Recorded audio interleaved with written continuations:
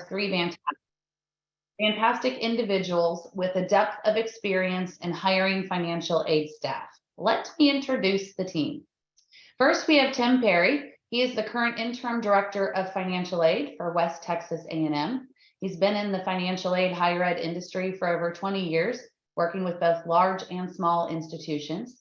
Tim enjoys hiring and mentoring new financial aid directors. We have Diana Carrillo. She's the Financial Aid Director for the University of West Los Angeles. Diana has been working in higher education since 2010 as a support for admissions, enrollment, and financial aid. She has been a part of the UWLA family since 2017 and is currently working in the Student Financial Services Department, assisting with their financial aid needs. Diana served in the Army Reserves as a 42A Human Resource Specialist and recently received an honorable discharge in 2020.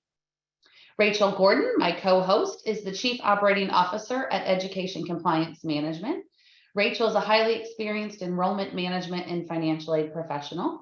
She is highly regarded for her customer service-driven approach, as well as her ability to create innovative solutions utilizing both technology and human enterprise. And as I mentioned, I'm the VP of Ops for FA Solutions. I've been hiring and training financial aid staff for over 20 years and with FA Solutions for over 5, filling all of our hiring needs. I want to thank you all again for joining our session today. It's sponsored by both FA Solutions and ECM. Both companies provide a wealth of solutions related to financial aid processing, support services, including staffing and student call center operations. Both companies offer flexible, innovative solutions to help schools and students be successful. But let's dive into our topic. Given the broad arms of financial aid regulations, the needs for a sufficiently sized, well-trained financial aid staff is evident. But what makes a qualified financial aid employee in today's marketplace? Our top 5 list includes regulatory knowledge, organization, communication, critical thinking, and technology skills. We'll go through each of these areas in a bit more detail, but finding a qualified financial aid employee has always been challenging, as it's not a career that you go to school to get a degree in, but rather a passion that you find. It seems more recently, there's been a growing number of financial aid openings all across the country. Well, even before pre-pandemic, offices found themselves a bit short-staffed and overwhelmed with tasks. Post-pandemic, and with the FAFSA simplification process, offices are finding themselves even more concerned about turnover and finding qualified candidates. Well, this list by any means isn't comprehensive. It is a high-level outline of things to consider when you're exploring candidates. If we dive into the first one of regulatory knowledge, as I mentioned, there's no degree you get in financial aid. So financial aid staff learn by years of doing mentorship, attending conferences, networking, and reviewing regulatory policies and procedures. It's not something you learn overnight. There are many different types of regulations, federal, state, accreditation, institutional, that touch financial aid. So you really want to look for somebody that has this knowledge, or you have the right resources to help train and mentor that new hire. There's a bunch of deadlines in financial aid, whether they're, again, state, local, regional accreditation. You've got to be able to manage and pay attention to those deadlines. Plus, there's a lot of gray area in financial aid. A lot of the regulations are a must or a may or a should statement. You've got to read between those lines to ensure that you're following the regulations. And then with the FAFSA simplification that needs to be implemented over the next couple of years, you've got to be able to understand and explain and implement that communication to other people. I'm curious from my panelists, Diana, how do you train your new hires? Hello. So the best way that we train our new hires is to get them hands-on, right? Have them sit next to you if you are in a, not remote environment, or if you are in a remote environment, maybe just have them via Zoom, see how you handle calls with the students, how you review documents such as the ISAR or, an ID, how to just look at it and ensure it's actually the individual who applied for federal financial aid. So just have them shadow you for a little bit while they're reading up on the regulations. So they put two and two together. Not only they're reading it, reviewing it, but they're also seeing it firsthand. Absolutely. I agree with that. Tim, anything additional for how you train your new hires?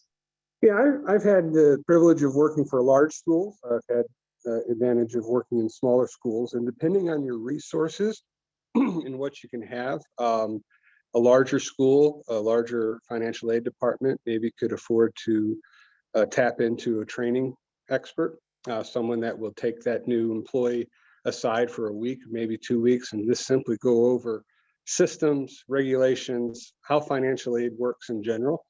Sometimes in my hiring experience, I've hired people off the street with absolutely zero financial aid experience. And by using training operations or training programs, brought them up to speed rather quickly and able to handle the financial aid aspects of it. We'll talk later in this presentation about the type of people you'll look for, but depending on what the aptitude or the ability of those people to learn really sets your training on a path accordingly to what your office is able to do.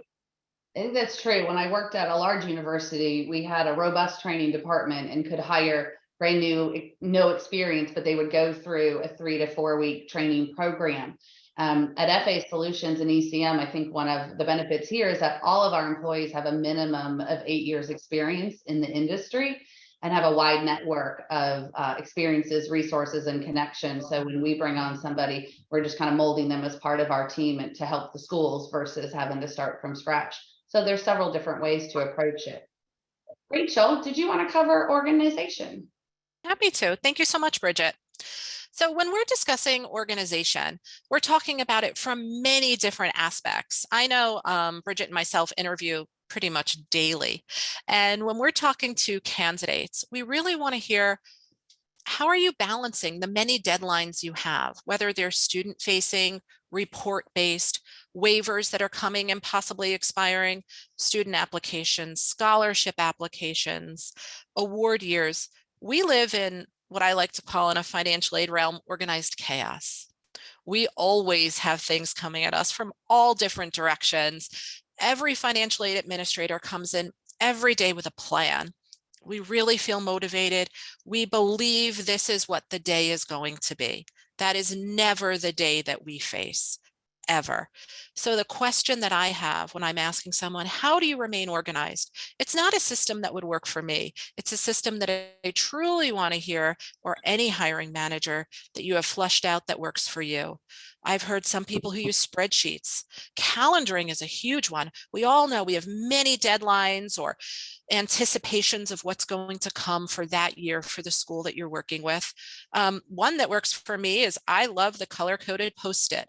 Again, old school, that's who I am, but I get a lot of satisfaction out of throwing it out, and it's a visual that I can see every day to ensure I'm organized and everything is completed. When question is asked, how do you remain organized? It's not about one way, it's all of the ways. You're using tasks in Outlook, you have a spreadsheet, you have a financial aid calendar, you're reviewing FSA to see what's coming up. You're seeing also what's expiring, and how do you stay in front of everything? Organization is not just a skill, it's a lifestyle. And if I might say, Tim, when you're interviewing people for your institution, where you are now or where you've been in the past, how do you gauge if a person truly is organized? Yeah, that's a good question, Rachel. You actually nailed a lot of what I asked the question point blank.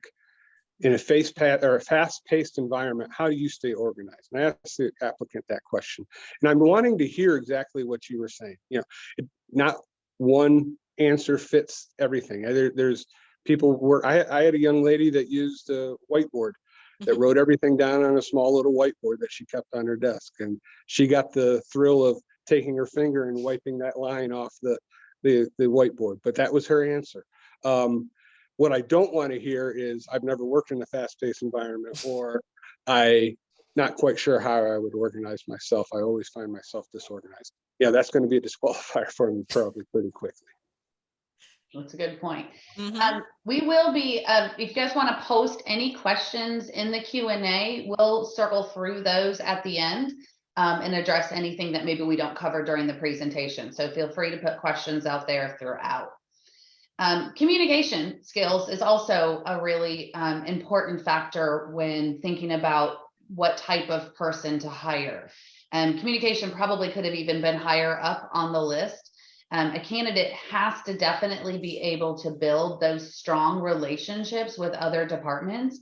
Financial aid doesn't just touch one department. And the regulations, touch admissions, registrar, bursar, just to name a few. We even dabble in academics and crime security, depending on who does some of those different reportings for the department. So you've got to be able to build relationships with other departments. You also have to make sure that you can communicate effectively through all the different acronyms and legal language. Our department loves acronyms. And so to be able to explain that in a simplified process to parents and students or other departments to make sure they really understand why and you're doing something the way that you're doing it.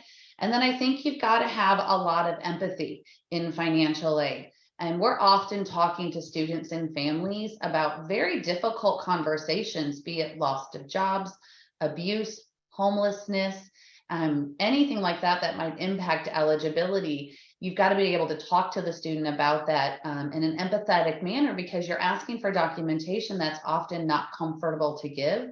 And a lot of people just don't like talking about money in general. So making sure that you have that heart and when you're having the conversations with students and parents, I think is key. And then you also not only have to be like empathetic towards the students and the parents, but we deal with a lot of other outside agencies. So to have that professionalism and being succinct in your communication style when you're dealing with like the Department of Ed or the Better Business Bureau or an outside agency. So you've got to have a very well-rounded communication palette when you're working in financial aid. Diana, what is one of the things you do during the hiring process to determine that candidate's communication skill level?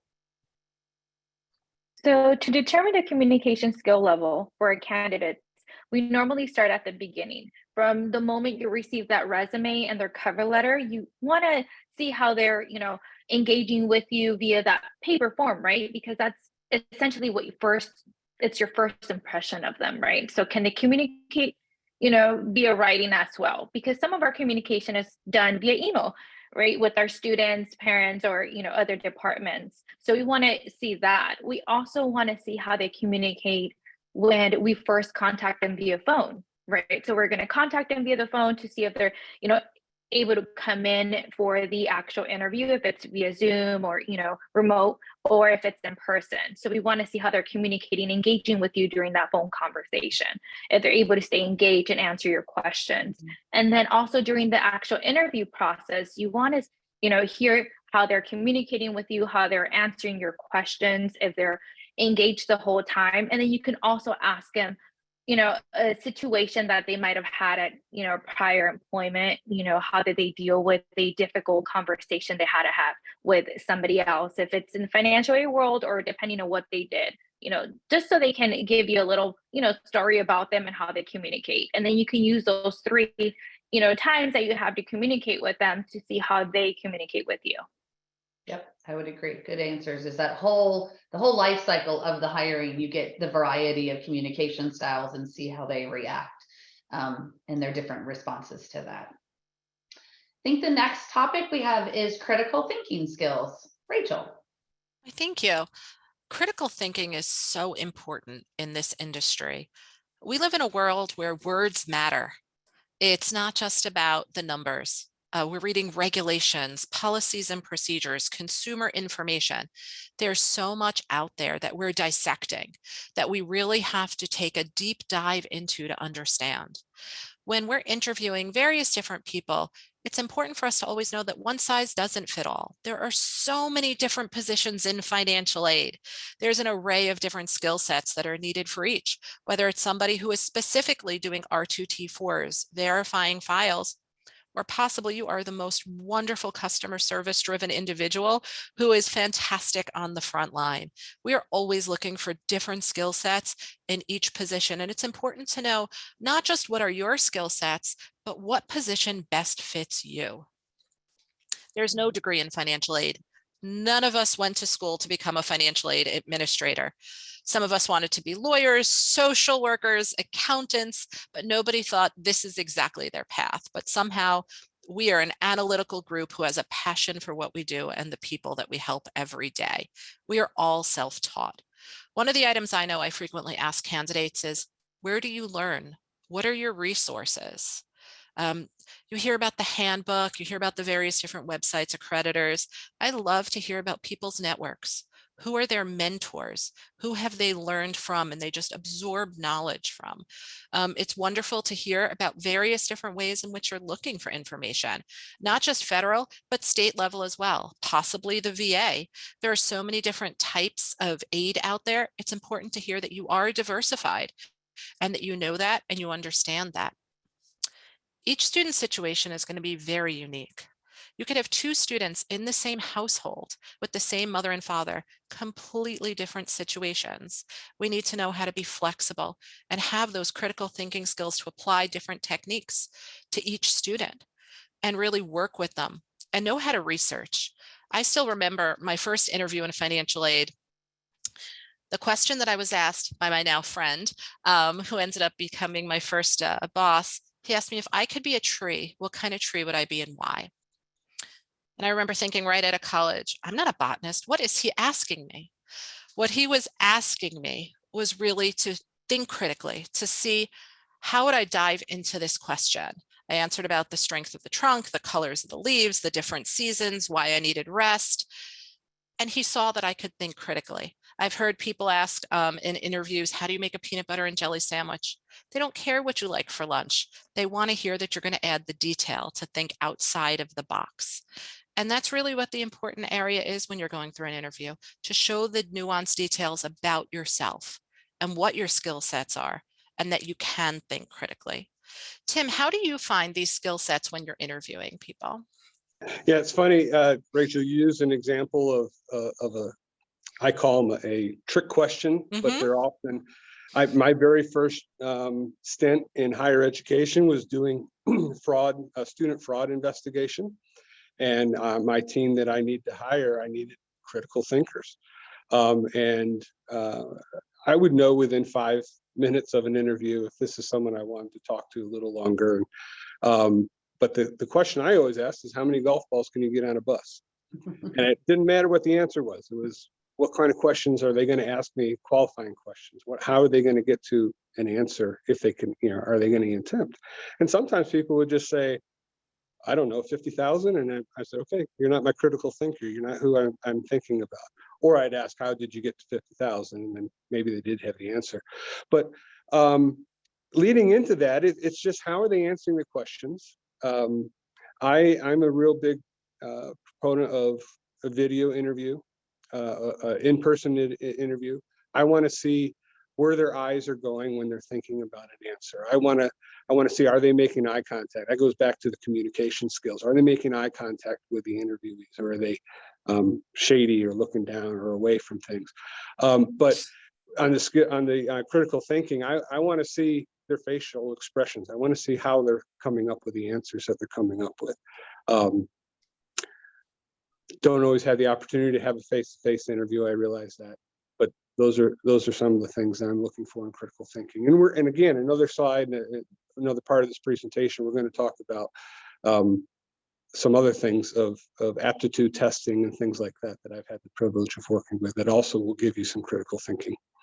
Yeah. Which I think is a good segue into technology skills, right? And some of those aptitudes.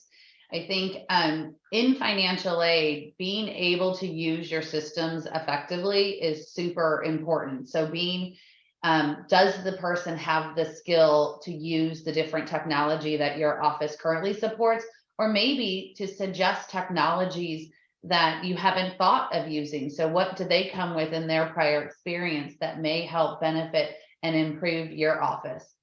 Like when FA Solutions does an assessment of a school, one of the first things that we do is look at the software system and determine, are they using the software system smartly? Are there predefined fields or automated communication or other items like that that perhaps they're not using that could better benefit it?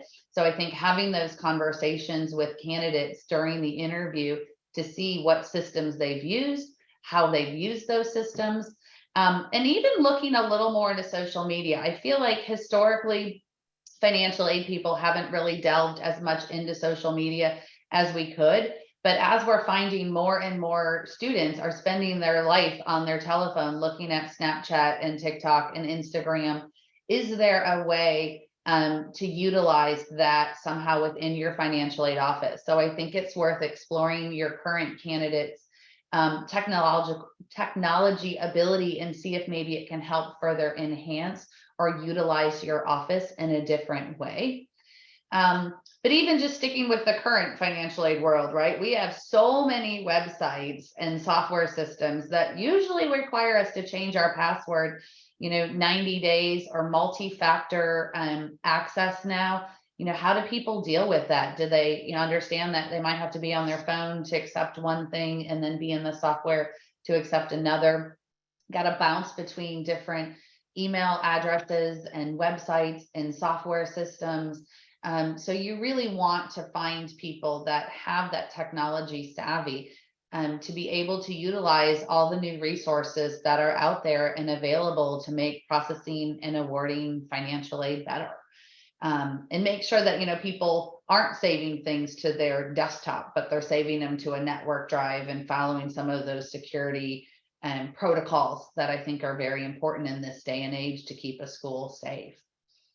Diana, was going to ask you, how have you done any testing of your employees historically? So no, we have not done any sort of actual testing for employees or any of the candidates. I know, some jobs out there do have like an online testing that you would do to test your technology skills. Unfortunately, we do not do that, but what we do during our interview process, we do ask, what softwares are you familiar with? What do you currently do at your, what you were doing at your last employment? What were you using, such as, what emails were you using? Were you using Outlook? Are you familiar with that? Or are you, not using any sort of technology at your prior job? So we do ask those questions. We do try to see how familiar they are and if they're open as well to learn our technology that we currently have. So where are you also putting any type of forms, like what you said? Are you putting on your desktop on a folder, or are we actually uploading that to a share drive or, our system that we might have? So we ask those questions to see where they're at in a technology base and if they're open to grow and learn with us. Absolutely. And Tim, what about you? Have you used any software vendors or any kind of test? We, not for technology specifically. I have used Wonderlic, I think is a institution that does some testing that tests aptitude as well as mathematical skills. We found that was important to screen our final candidates in that way. But yeah, it's a very important. I've gotten stuck with people that have no technology skills. They check every other box, but they just cannot get the software down, or they cannot understand how to do a simple save. Forget about where you save it, to a desktop or to a shared drive. They can't get the things together on it. So testing, if we could find ways, and maybe as a group we could someday figure out an inexpensive technology test that we could pre-screen, would be great. I think that's a good point. A lot of them are rather pricey. And so finding some of that, what you're both saying, just during the conversations or setting up the interviews and how are they getting in and how much trouble do they have, is sometimes the best way when you're on a budget conscious platform. So, all right. And then we've got some honorable mentions out there, Rachel. Thank you. The first honorable mention absolutely has to be creativity. We are living in a world where there's so many regulations and there's so many policies and procedures and ever-changing just challenges within the financial aid arena. We were thrown with a fresh start program. No one saw that one coming. We have loans being forgiven, then not forgiven, then forgiven again. The students are asking us questions, and so is the staff. So when we're looking for financial aid administrators, we're looking for people who truly can be creative, to think both inside and outside of the box, and to know when to apply each principle, both for our students and for our organizations as a whole, to be self-directive and resourceful. We need to be independent thinkers. We need to know how to complete our students' files, to work through them, to review all of the basic information, to complete an R2T4. Whatever the day-to-day tasks are, those are exacting. And we need people who can do that and can be self-motivated to have them all the way to completion. But then we come to collaboration. If I might say, at ECM and FA Solutions, we are an enormously collaborated group. We come together with challenges all the time to discuss them. Our senior executive and our executive teams are always talking to see, how can we help this school? How can we help these students? And that's so important of an employee. It's not just what's in black and white, but say, there's also this gray area, and I want to discuss it to ensure I remain within regulations. Being a team player is so important in any office that you might be. Whether you're a small office of one person in financial aid, you're still going to be working with the admissions department and your registrar. Regardless of the size of the institution, collaboration is always key.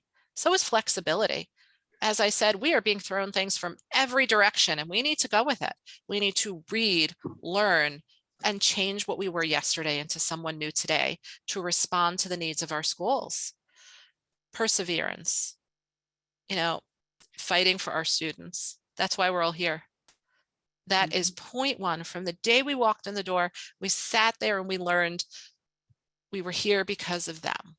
Regardless if you work at a school, a third-party servicer, a loan agency, any portion of this large financial aid arena that we're in, perseverance is key.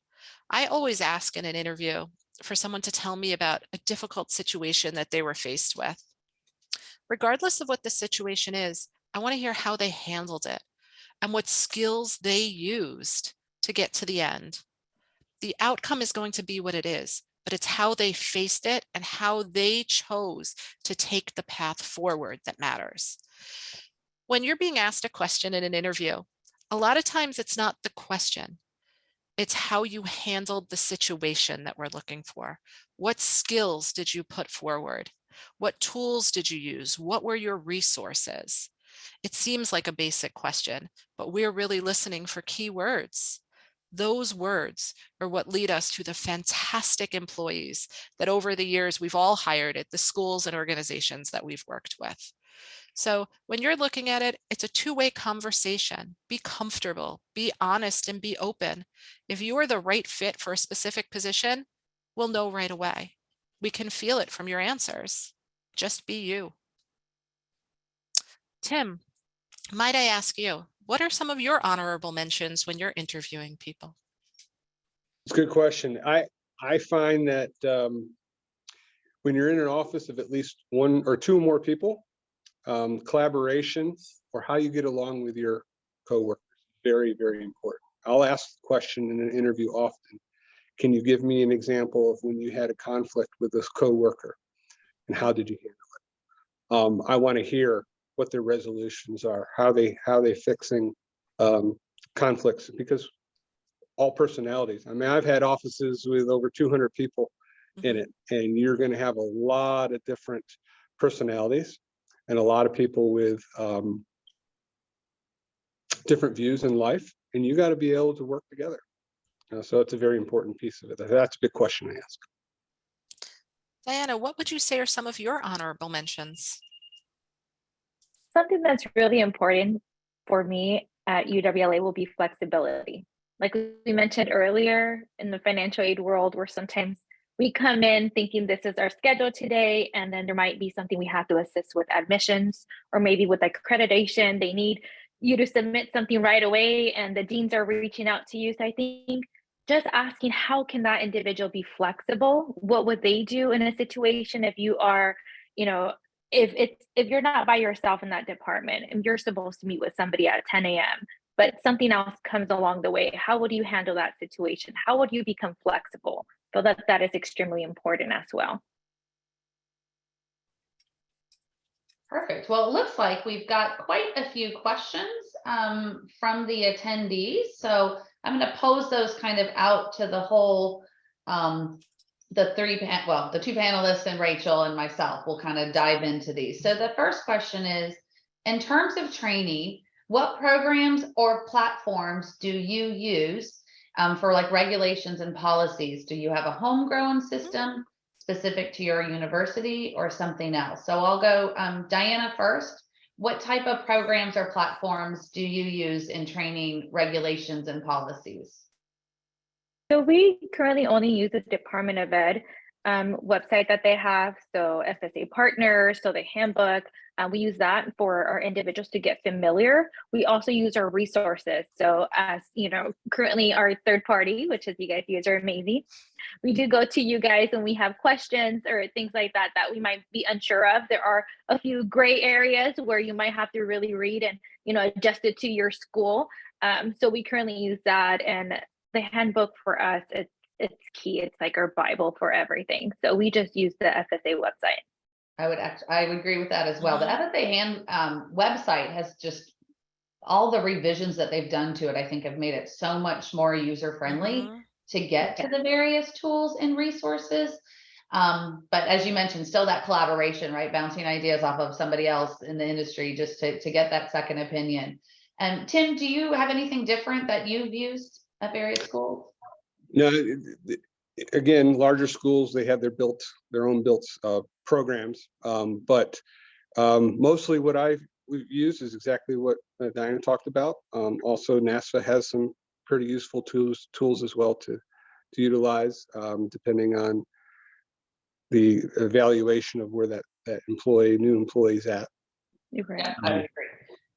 Okay, this was an interesting question. I had not thought about this yet. What advice would you give to financial aid personnel about creating a LinkedIn profile? Any of you have any thoughts on that? Can I answer that? Sure. Self-branding is very important. People are checking online, quite honestly, to see what you put out there of yourself from a professional perspective.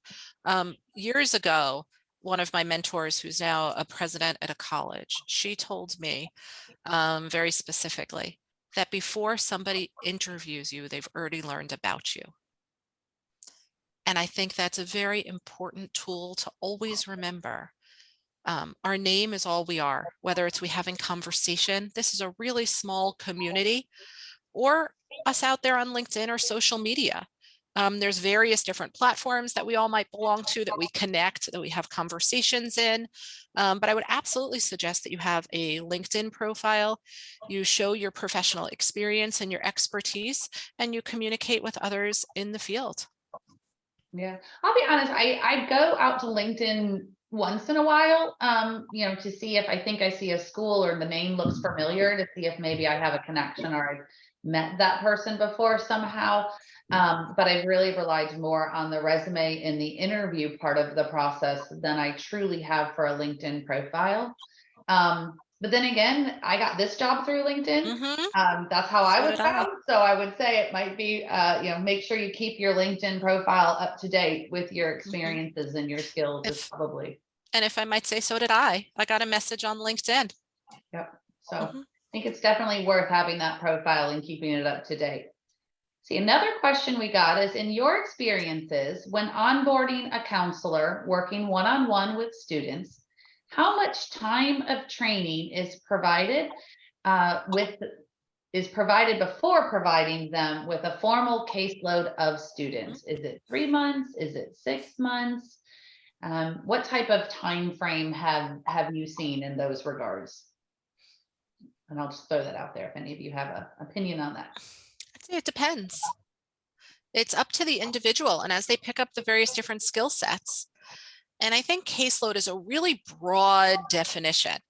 You might give someone pieces thereof as they're garnering expertise in various different areas. So you might have them reviewing the file and telling you what their thoughts are. What would they do before they make the active decision to go forth and actually put through the verification? They might be doing verifications, but not professional judgments as of yet. It might come in tiers, and that's okay. Because in financial aid, this is really a layering process, each one building upon the last.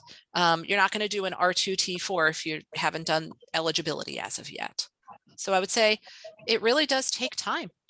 Yeah, I would say a minimum of 3 months, but to your point, taking on pieces of that caseload as you learn that piece is probably the best bet instead of like all at once.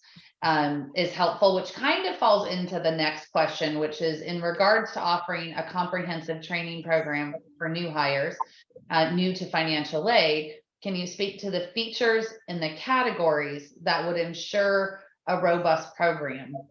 And I can say when I built a training program at an institution that had over 60,000 students, so we were hiring a lot of financial aid people regularly. We always started with the basics. I think what Rachel just alluded to, eligibility. Start with how do you even apply for financial aid? What's the FAFSA, the master promissory note, the entrance counseling, the other secondary documents for C codes that usually wind up being created. And so start with the documents so they understand the groundwork, and then move on to how do you determine that eligibility, the cost of attendance, the EFC, and then into the different types of fund sources that your school offers. Do you offer Pell, SEOG, loans, going into the fund sources?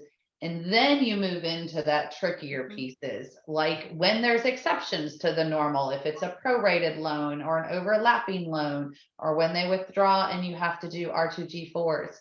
I think you kind of progress from the easiest, which is just that document piece, to the much more complicated when it's a unique situation that impacts eligibility.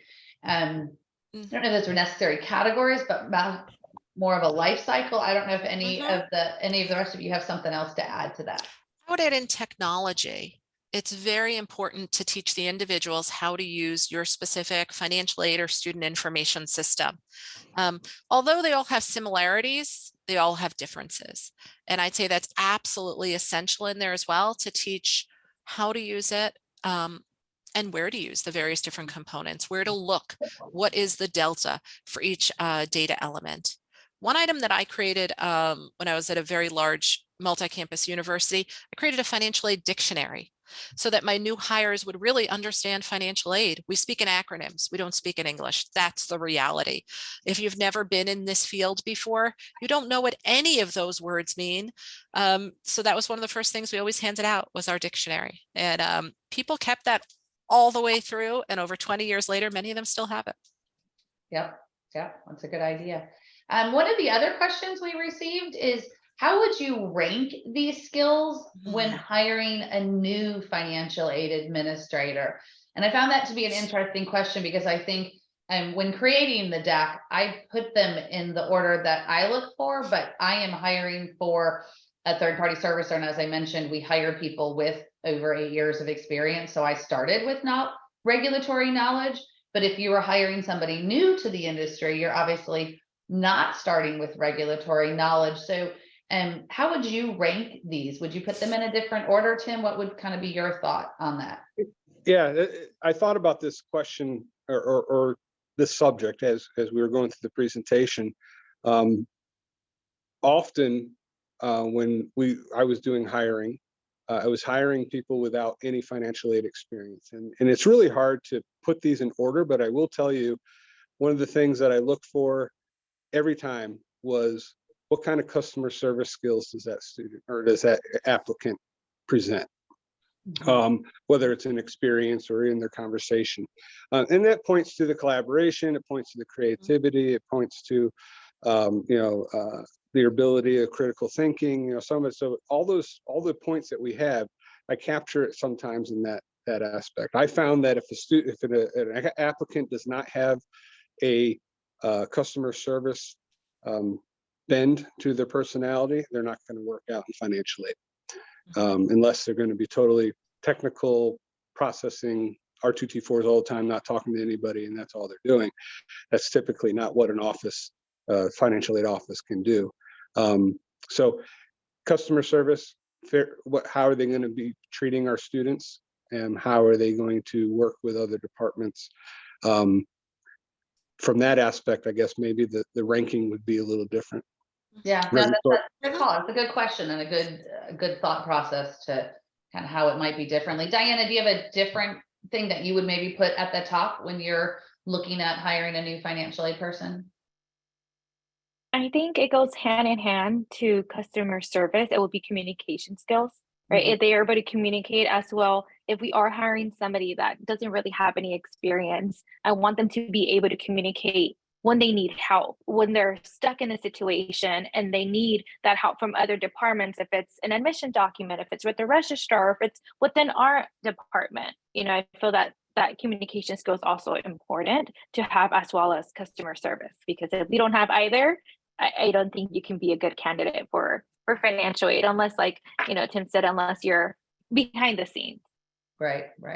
This was another good question that was mentioned, is what are the key words that you listen for in an interview?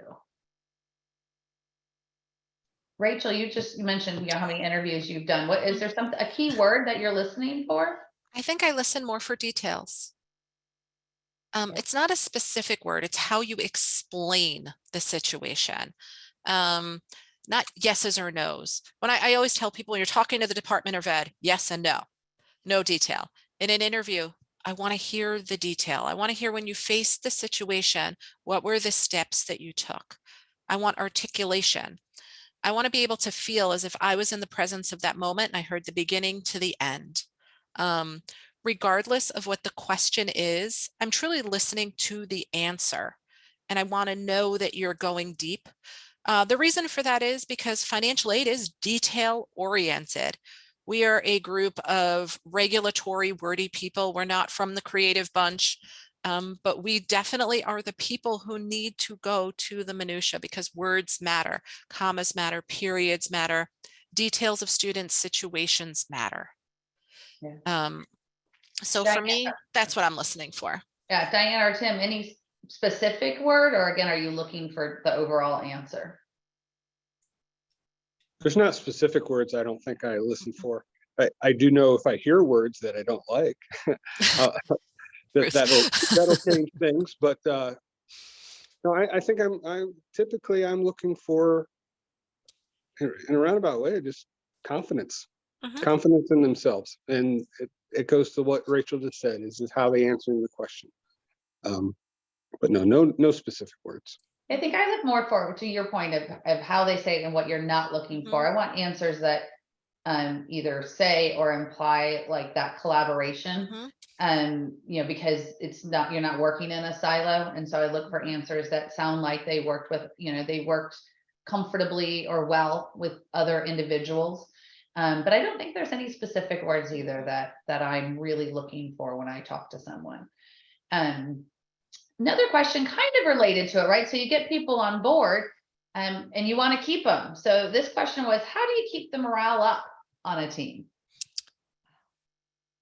And you can go. I was going to say, you can go first and then I'll. Well, we are a remote company. And so we do a lot of different things to keep the morale up. And a lot of it is different types of engagement. So we have pun day Monday. People post puns on Monday. On Fridays, we have a question of the day that we rotate. Every employee kind of gets a turn to ask a Friday question of the day, and they can be light and they can be very deep and they can be very thought-provoking. It's whatever they want to know about their coworkers. We highlight an employee every week so that one employee, shares a little bit about their life and their family and their background. So we get to know them that way. And we have special threads where we have like a book club, and we have a volunteer committee, and we have a fun committee. We did a Halloween contest. People posted pictures of their Halloween decorations. And so we just try to allow people's personalities to shine through. so that they can find, they might not do puns, but maybe they will answer, a question of the day that they get to talk about their grandmother or something. So enough variety that we can keep people engaged. And a lot of appreciation, I would say, a lot of acknowledgements and shout outs of people doing a good job, especially like in the fall when it's super busy, or when we start getting in the weeds again for spring, is just really acknowledging the extra effort and time that people are putting in, I think are key as well. I don't know if there's anything else to add to that particular question. I would say celebrating the micro goals. As they have small accomplishments, honor that. Not everything has to be the large moment that we've packaged all of the students. It's look what we did today. One thing that we did when I was actually physically at a school was we had a softball league. We played sports together. We had items. It was optional, but we chose to do it outside of the office to have fun. We had virtual happy hours, just things that worked for us and the personalities. When I was a director, we had I had cookies and milk Mondays where I'd bring them in and everybody just had breakfast and had a few moments together. And of course we had coffee and other things, but it was just a bonding moment before the week got started. It's finding what are the commonalities in your staff and how to celebrate them and do things as a unit. Yeah, that's true. Diana, anything else that you would add to helping keep morale up? No, I just agree with, acknowledgement. I think that it's individuals love it when you just tell them thank you for completing, like you guys mentioned, a small task, or even if they don't expect it, if it's something they do on a day-to-day basis, just thanking them or acknowledging their hard work. I think that is extremely important. Yep. And we had, let's see, a couple of other comment. So no question from this individual, but they often give scenarios based on their interviews, which I think is something to consider. It doesn't just have to be a question. It can be a scenario and then ask the interviewee how they would react to that, especially if your office has a very, specific, difficult thing that this job might be able to entail. Is it giving them kind of a scenario and see their reaction to that is often helpful. And then one of the things I was just going to say is if you guys have any other suggestions for future webinars, let us know. And someone was asking if perhaps we will be doing a 90-10 webinar on the changes that are going to affect in the new year. So we'll definitely put that on our list of potential topics for future webinars. I want to thank everybody for joining us today. Thank you, Tim, Diana, and Rachel for sharing your knowledge on skills related to the financial aid employees in the 21st century. I hope you guys found the information helpful and maybe walked away with some new questions or things to think about when you're doing interviews. And as a reminder today, if you want to hear more about FA Solutions or ECM and how we can help with your financial aid staffing, processing, or student communication, feel free to reach out to us. And as I mentioned, if you have any other ideas for topics that you would like us to do in the future, let us know those as well. But thank you again for joining. Thank you, panelists, and I hope everybody has a great week. Thank you.